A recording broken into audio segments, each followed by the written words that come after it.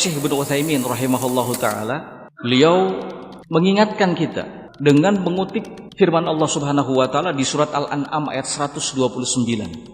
Wa kadzalika nuwalli ba'dadh dhalimina ba'dhan bima kanu yaksibun. Allah berfirman, demikianlah kami jadikan sebagian orang-orang yang zalim itu memimpin sebagian yang lainnya. Bima kanu yaksibun, karena apa yang telah mereka perbuat. Artinya, kezaliman, kejahatan yang dilakukan oleh pemerintah, kebijakan-kebijakan yang cenderung dirasa merugikan kaum muslimin, itu disebabkan oleh karena dosa-dosa yang diperbuat. Maka kata beliau rahimahullahu ta'ala, kejahatan, kezaliman pemerintah itu tidak bisa dihadapi dengan pedang. Pemberontakan secara sporadis, kudeta, demonstrasi, melakukan aksi protes. Akan tetapi semestinya dihadapi dengan taubat, istighfar, dan mendoakan pemerintah supaya mendapatkan hidayah. Kejelekan tidak boleh dibalas atau dihentikan dengan kejelekan yang sama. Idfa' billati hiya ahsan. Kata Allah, cegahlah segala sesuatu itu dengan cara yang baik, dengan bertaubat kepada Allah Azza wa Jalla, dengan memohon ampun kepada Allah Azza wa Jalla, karena itu terjadi sesungguhnya karena dosa-dosa kita. Terus apakah kejahatan, kesalahan, kekeliruan yang dilakukan oleh pemerintah kalau begitu harus dibiarkan? Jawabannya tentu tidak. Tetap harus diingatkan. Tetapi cara mengingatkan kesalahan yang dilakukan oleh pemerintah tidak dengan cara pemberontakan, dengan cara demonstrasi, dengan cara aksi-aksi protes. Tidak dengan itu caranya.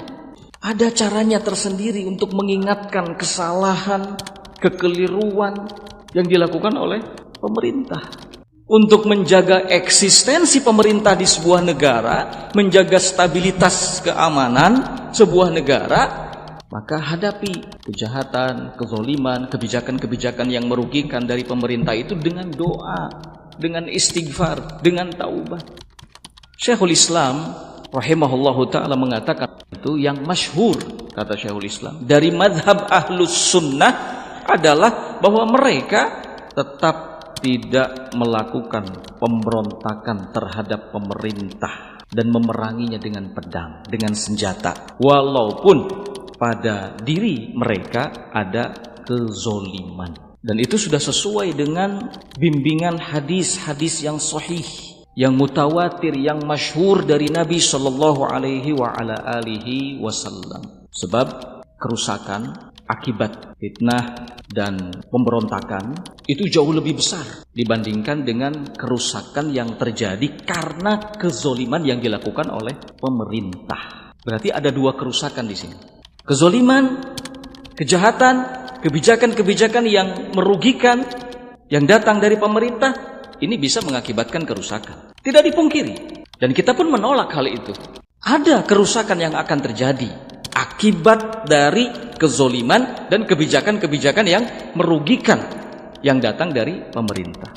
Tetapi kerusakan yang ini jauh lebih ringan dibandingkan dengan kerusakan yang diakibatkan oleh pemberontakan bersenjata atau melakukan aksi protes, demonstrasi di sana-sini.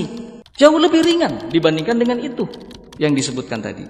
Maka kata Syekhul Islam, hampir dipastikan, diketahui, tidak ada satu kelompok pun yang melakukan pemberontakan kepada pemerintah, melainkan akibat dari pemberontakan itu menimbulkan kerusakan yang jauh lebih besar dibandingkan dengan kesalahan, kejahatan yang dilakukan oleh pemerintah itu sendiri. Oleh karena itu, Ahlus Sunnah menghadapi kezaliman, kejahatan yang dilakukan oleh pemerintah tidak dengan cara melakukan pemberontakan, tapi dengan mendoakan, dengan introspeksi diri, dengan bertaubat kepada Allah, dengan memohon ampun kepada Allah Azza wa Jalla. Ini prinsip yang dipegangi oleh Ahlus Sunnah wal Jamaah. Dan seperti inilah Ahlus Sunnah dalam bermuamalah kepada pemerintah.